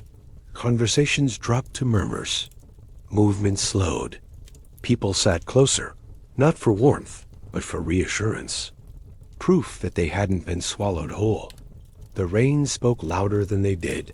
Some thought of it as punishment. A washing that forgot how to clean. A sermon shouted from above, reminding them of every sin that could not be rinsed away. But most didn't think of it at all. They just endured it. Covered holes with cloth. Set buckets under drips. Slept with heads to the dry side of the mattress, if such a side remained. The rain turned bread moldy. It swelled wooden bowls until they cracked. It rusted door hinges and drew worms from the ground that no one wanted to see. Even the animals grew quiet. Chickens stood dumbly in corners. Goats shivered beneath thin overhangs. Dogs tucked themselves into hay piles that smelled more of mildew than comfort. The outhouse became a nightmare. The chamber pot overflowed more often. And the small pleasure of stepping outside to feel air on your face was stolen day after day. Until you forgot what it felt like to walk without shrinking. Some said it would pass. That rain never stayed forever. But those who'd lived longest knew better. It stayed just long enough to make you forget what dry felt like. It stayed until your boots never truly dried. Until your hair held the damp even after fire. Until the skin between your fingers turned soft and pale and strange. And then when the sun returned, it didn't bring joy. It brought steam. The wet earth hissed, as if angry to let go. The smell was thick, not sweet, but sour. Like everything that had rotted now rose to the air to remind you it had been there. Puddles stayed. The damp remained. And the people adjusted. They always did. They walked through it barefoot when shoes failed. They stood under shared cloaks, pressed close, cheeks damp, eyes blank. They hung blankets over lines inside the home, dripping onto clay floors, never quite dry before night returned. No one called it cleansing, because it never was to be clean. Something must be stripped away. The rain had it. It layered wet upon damp upon rot. It soaked through resolve and left behind a weight no towel could lift. Still, they found ways to move through it. Herbs were hung above doors to mask the smell. Boots were stuffed with straw to draw out the damp. Children were wrapped in wool, even when it scratched, because itchy and dry was better than soft and wet. And some nights, when the rain slowed just enough to hear the fire crackle again, someone might say, "It's almost over," even if it wasn't, because hope was another thing that didn't dry easily. It clung, like steam. And while the rain may not have cleaned the village, it did reveal it. The way water ran down the cheeks of stone, cottages like tears. The way villagers stepped out not to celebrate its end, but to reclaim their place beneath the sky. The way hands, wrinkled, red, cracked, still reached to catch one last drop, just to feel something that wasn't smoke or dirt. Because sometimes even the heaviest rains carried memory. Of the time the barrel filled just enough for one real bath. Of the day someone kissed you in the doorway, both of you soaked, of a silence so complete that even the rain dared not break it. It didn't clean, but it didn't destroy either. And in that strange middle place, they survived. Tripping, waiting. The blanket wasn't thick. It wasn't soft. It didn't smell of lavender or comfort or anything but wool, smoke, and the bodies that had slept beneath it night after night, year after year. But it was sacred. It was shared. In a room with one bed or no bed at all. The blanket was the one thing that held the night together. A barrier against the cold. A shelter when the roof groaned. A hush when the wind wanted to sing too loudly through the window cracks. They didn't talk beneath the blanket, not usually. It wasn't the place for words. It was the place for breathing, for waiting, for pressing your knees against someone else's in the dark, and saying everything without saying anything at all. Sometimes 5 people lay beneath it, sometimes 6. Children curled like cats, elders stiff as sticks, everyone facing a different direction, but wrapped in the same heat. That was the rule. You didn't claim it, you accepted it. When the fire burned low and the air grew cold enough to bite, the blanket became a memory of the sun, and you clung to it like a promise. It didn't cover everyone equally. It never did. Someone's feet were always bare, someone's shoulder always cold, but no one complained, because you took turns, silently. The one with warm toes tucked them between someone else's knees. The one with cold fingers found warmth against a cousin's back. A shifting choreography, slow and wordless. And always, always with care. No elbows, no loud sighs, no sudden movements. The silence was holy, a kind of reverence, not out of politeness, but survival. Because if one person got cold enough to wake, everyone did. If one person moved too much, the whole arrangement fell apart. So they learned to lie still, to breathe shallow, to dream quietly. Sometimes, in the deep of winter, you could hear the ice cracking on the inside of the windows. And outside, the night rustled with things you didn't want to name. Inside, you stayed still, because the warmth wasn't in the blanket. It was in the people beneath it. The heat of breath, the pulse of skin, the way thighs touched without shame, without question. Not love, not lust. Just life. Just warmth. There were no arguments under the blanket. They happened during the day, by the fire, in the fields, at the table. But not here. Here, even enemies shared heat. Even siblings who fought all day lay back to back, letting the silence patch what pride could not. A mother reached across 3 children to pull the corner up over her husband's shoulder. A grandmother tugged the edge closer to cover a grandchild's feet. A baby pressed its cheek against someone's ribs, someone who might not even be its parent, and sighed the kind of sigh that made you forget the world was hard. They washed the blanket rarely, not for lack of care, but because water was precious, and warmth was more important than cleanness. It smelled like every season, like every story told near the hearth, like every illness survived, every meal slept off, every cry muffled in wool. It held secrets, and sweat, and songs hummed so softly. They never reached the air. It was patched, of course, stitched with bits of old shirts, scraps from aprons, sleeves from men long gone. It looked like a quilt made by time itself, and every piece was remembered. That bit came from Uncle John's work shirt, someone might whisper. And that green patch, that's what was left of Mother's Sunday dress. So even as the blanket aged, it never felt old. It felt lived in, like it belonged to the house, not just the bed.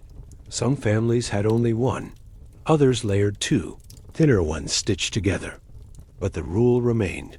Whoever was coldest got the middle. The baby, the sick, the guest, and the others wrapped around them, not in protection, but in offering. It wasn't heroic. It wasn't selfless. It was just what you did, because you knew one night it would be your turn again. To be cold, to be sick, to be small, and you'd need their bodies beside yours to remind you you weren't alone. They didn't call it sacred. They never used words like that, but they knew. They felt it in the way no one coughed too loudly, in the way no one got up unless they had to, in the way that, even in the worst winters, someone always whispered, "There's room. Lie closer." And you did, even if it meant sleeping with a foot in your side or an elbow in your back. Because close was warm. Close was kind. Close was everything. And when morning came, and the blanket was folded and laid by the hearth, no one thanked anyone out loud. They just carried the warmth with them, into the cold day. Into the wet, Shoes dot into the silence between chores, and they remembered what it felt like dot to be wrapped in something. Older than words dot, and warmer than fire dot. It wasn't a place. You'd choose to sleep. Not if you had any other choice. The pigsty was low, damp, and smelled of everything you hoped to leave behind by nightfall. But sometimes, when the wind cut too deep and the roof leaked too much, it was the only place left that felt warm dot, and so they went there, quietly, carefully, sometimes alone, sometimes two at a time, past the cottage, past the cold stones, into the straw-thick air of the pen, where the pigs grunted softly and the world felt just a little less cruel. The pigs didn't mind. They shifted, snorted, nudged. Not with anger, with recognition, as if they knew what it meant to be cold, to be unwanted, to be left with nothing but your own breath to hold you together. Their warmth was immediate. Not clean, not sweet, but real, radiating from their bellies, rising from the floor, pressed into the straw like a hidden hearth. You didn't need a blanket there. Just silence, just stillness, just enough humility to lie down among animals and admit that warmth, no matter where it came from, was still warmth. The poor understood this. They didn't turn their noses up at the sty. They turned their bodies into the straw and let it cover them, nose to feet. Children found it first, sneaking in for the fun of it, then staying when they realized it wasn't so bad. Elders came later, knees stiff, back bent, but hearts open, to anything that didn't freeze. Sometimes, mothers brought their babies in on the worst nights, wrapped in rags, whispering lullabies into pigskin air. The pigs never protested. They simply shifted, making space. The pigs were warm because they lived close to the earth, because they ate well, because their bodies never forgot the sun. They huddled together, just like people, and trusted that closeness would outlast cold. That kindness, it rubbed off. No one laughed at the ones who came out of the pigsty with straw in their hair and a scent that lingered, because everyone knew. If it had been colder, they would have been there too. The sty became a kind of refuge. Not every night, but on the nights when the firewood ran out, when the cottage walls held no heat, when the wind pushed so hard against the door you thought it might shatter. On those nights, the pigsty glowed. Not with light, but with life. There were jokes, of course, quiet ones. You smell better than usual. Slept with the pigs again, did you? But behind every smile was gratitude. Behind every jab, a memory of the night their own toes nearly froze off, because the sty didn't ask questions. It didn't care what you brought in with you. It accepted you, shivering, muddy, tired, and gave you back something human. It didn't pretend to be more than it was. And that honesty, it healed something. The straw was damp in places. It scratched, but it also wrapped around the body, in a way that made you feel buried, hidden, safe. The pigs breathed heavily beside you, their chests rising and falling like waves in the dark. And in the stillness between snores, you found sleep. Not perfect sleep, but enough to rise the next morning, limbs aching but heart steady. Enough to carry a bucket, to mend a fence, to stir the pot without spilling, and sometimes even enough to smile. The sty wasn't meant to be home, but sometimes it felt closer to it than the house did. Less judgment, less cold, less ache in the bones that remembered too many winters. It reminded you that kindness didn't always look like people. Sometimes it looked like animals who didn't speak. Like breath that fogged the same space, not like warmth that rose from the floor. There were stories, passed from mouth to mouth, of the girl who gave birth in the sty when no one else would take her in, of the boy who slept there every winter and never caught chill, of the family that rebuilt their cottage one log at a time, but still kept the pen warm and close, just in case The sty had seen more human moments than most churches. Tears, laughter, fear, gratitude. All of it nestled into the straw, remembered. Not by walls, but by breath. In the morning, you dust yourself off. Shake the hay from your sleeves. Wipe the corners of your eyes and walk back into the world pretending you'd slept in a bed. And the world, kind or not, would let you pretend. But you'd remember the softness of pigskin against your back, the weight of another creature curled beside you, the way survival sometimes smelled bad but felt good. Because kindness doesn't always come in robes. Sometimes it comes with hooves. Sometimes it grunts instead of speaks. Sometimes it makes room in the mud and doesn't ask why you're there. And when that happens, when you find warmth where you least expect it, you never forget. You carry it.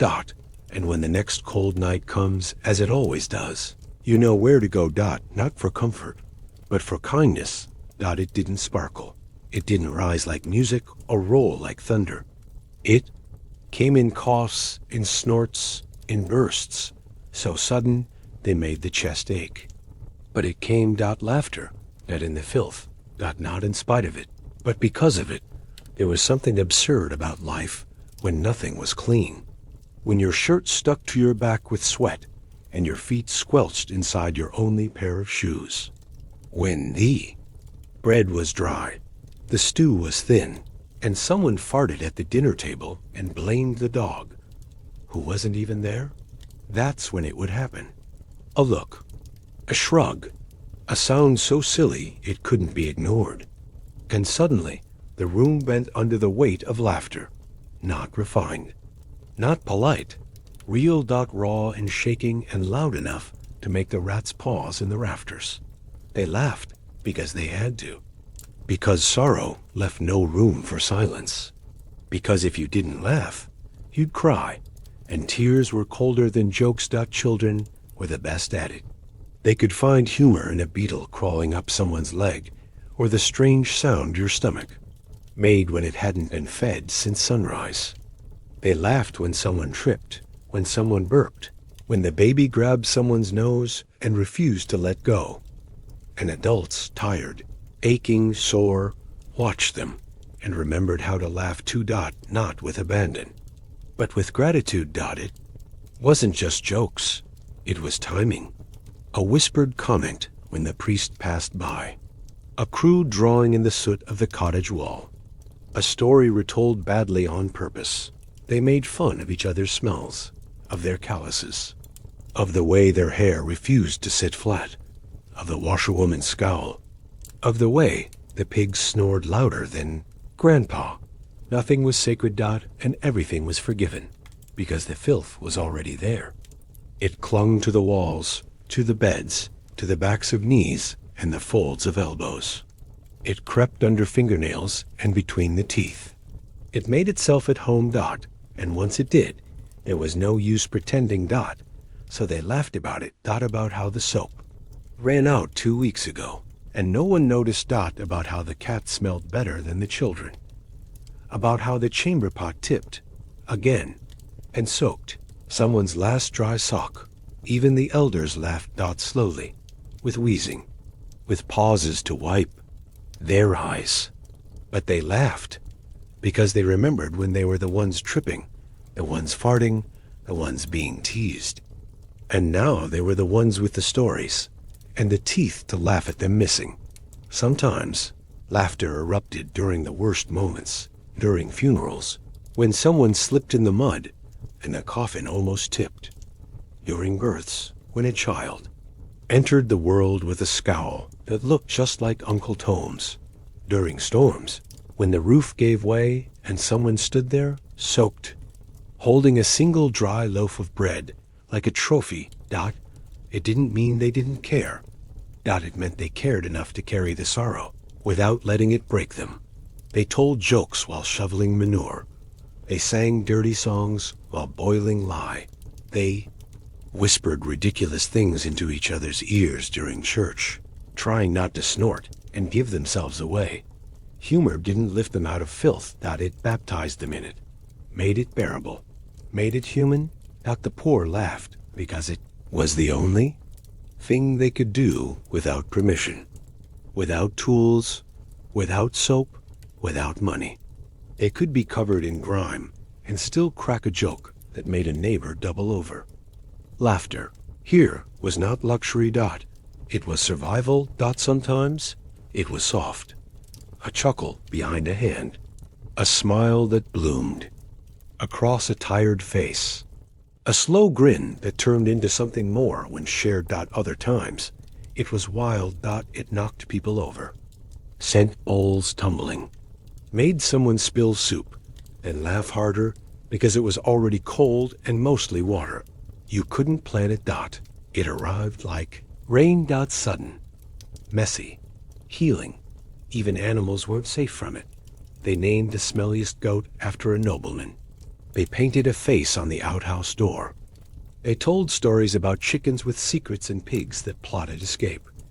And under all the filth, the layers of soot and sweat and scratchy wool, there was joy. Quiet, but real. Resilient. The kind that couldn't be washed off, even if you wanted to. So they didn't bother trying.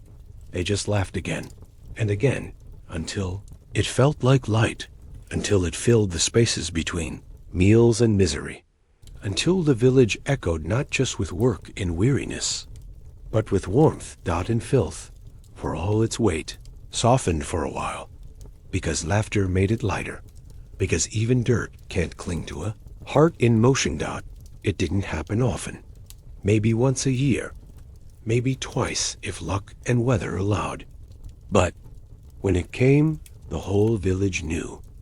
The day they finally washed. It wasn't a holiday, not officially.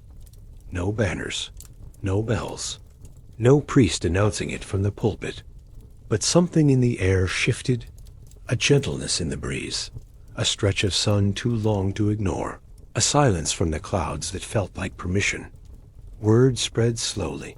We're heating water today. The big pot's coming down. Bring your soap if you still have some. And so they gathered.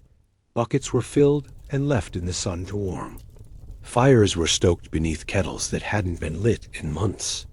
Towels were shaken out, stiff from disuse, still damp from memory. And bars of lye soap, gray and crumbling, were set on flat stones like offerings. Not one rushed. They waited. Old went first. Elders helped into chairs. Shoes slipped off with care.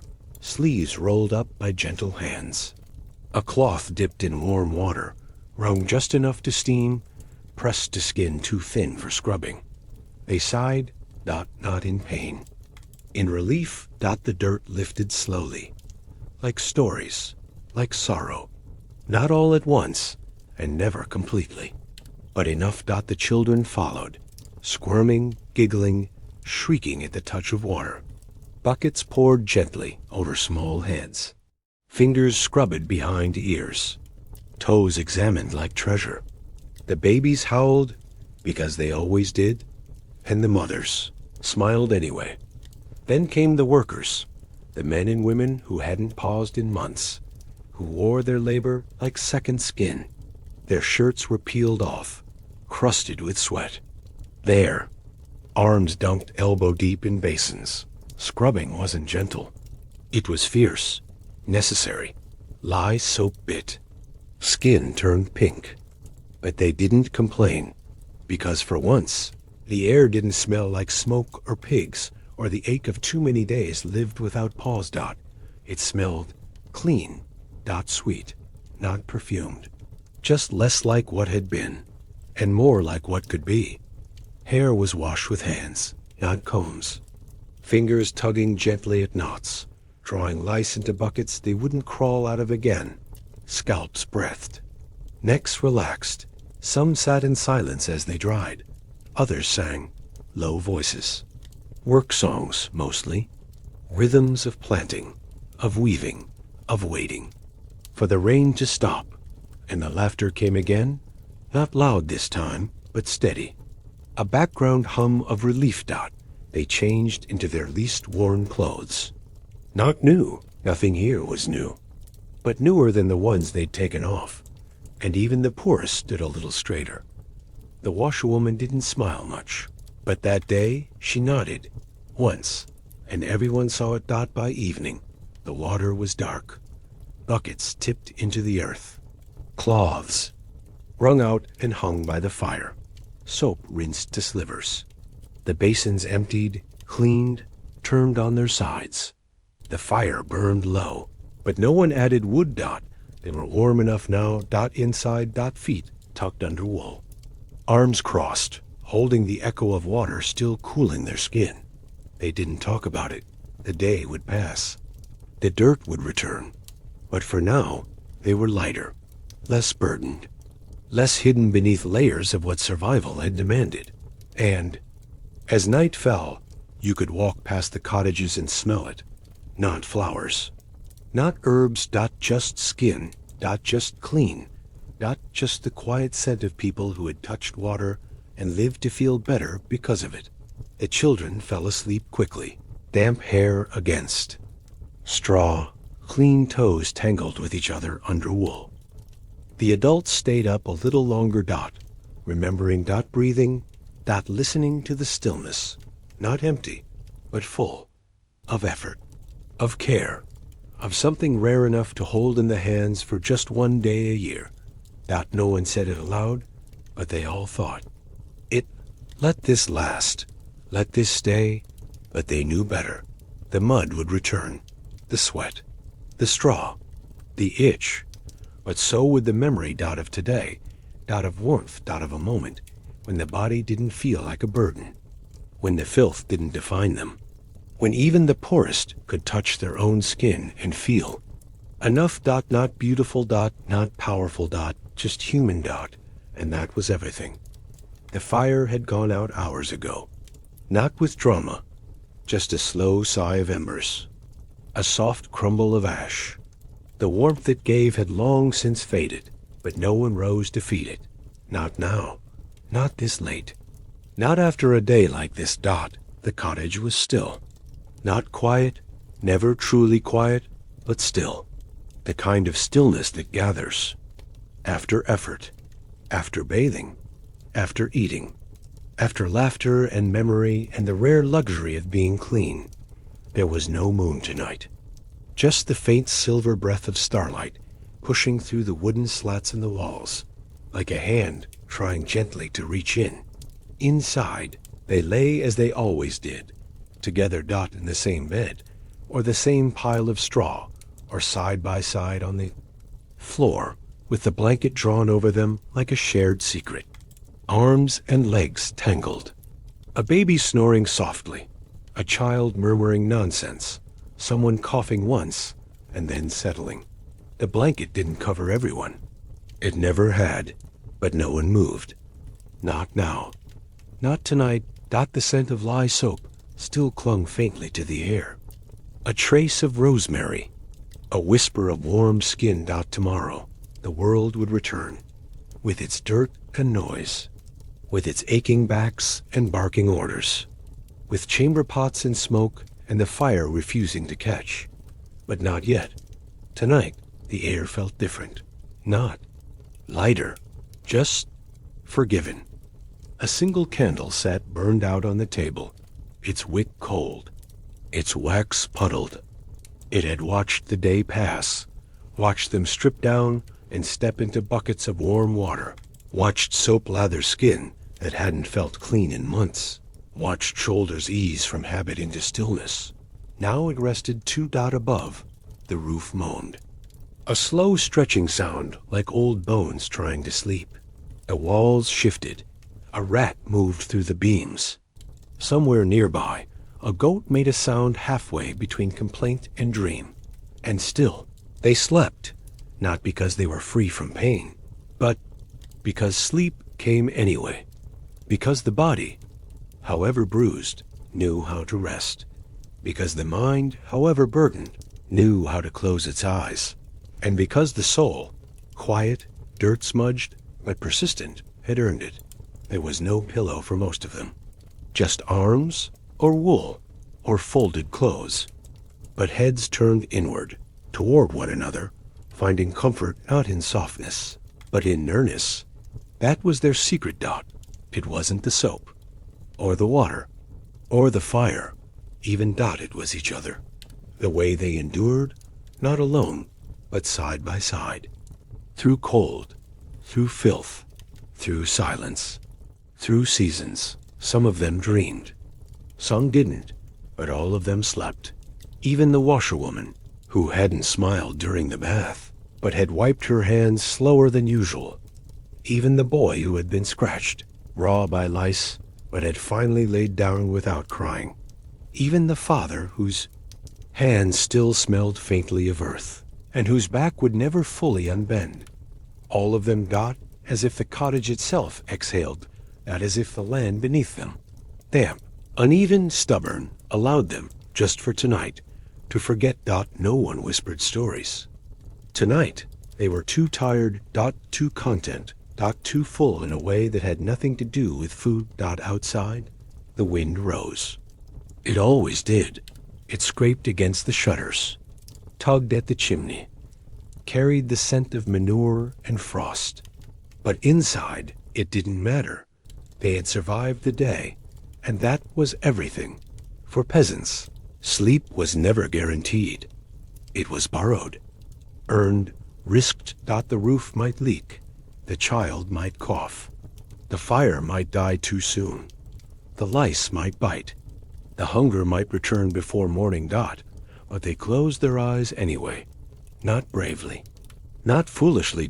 Just softly. Like breath finding rhythm, like flame finding wick, like earth cradling the weight. It has always carried. In another world, far away. Someone might sleep on feather beds in satin. Someone might rest with perfume in the air and warmth pouring in from hidden pipes. But here, in this crooked cottage with its slanted beams and scratchy wool and salt-stitched silence, they had each other and dirt beneath their nails and scars on their arms, and still they slept, because sleep did not ask for beauty. It only asked for surrender, and they knew how to surrender. They had done it every day of their lives. To cold. To hunger. To labor. To love. And now they did it to sleep. Even the pigs were still, curled in straw, warm and unaware that their warmth had once saved someone. Even the rain had paused. The stars blinked gently above the roof, watching. Not judging. Just noticing. Because some nights, even the stars remember how to be humble. When the morning comes, the world will demand again. The fire will be coaxed back to life. The buckets will be filled. The soap will be put away. And the scent of sweat will rise, as it always does. But for now, there is peace. There is stillness. There is the quiet victory of sleep, shared by those who had nothing, gave everything, and found in one another enough. The blanket shifts. Baby sighs. Someone scratches in their sleep, but no one wakes, because tonight there's nothing left to carry. And everything left to dream.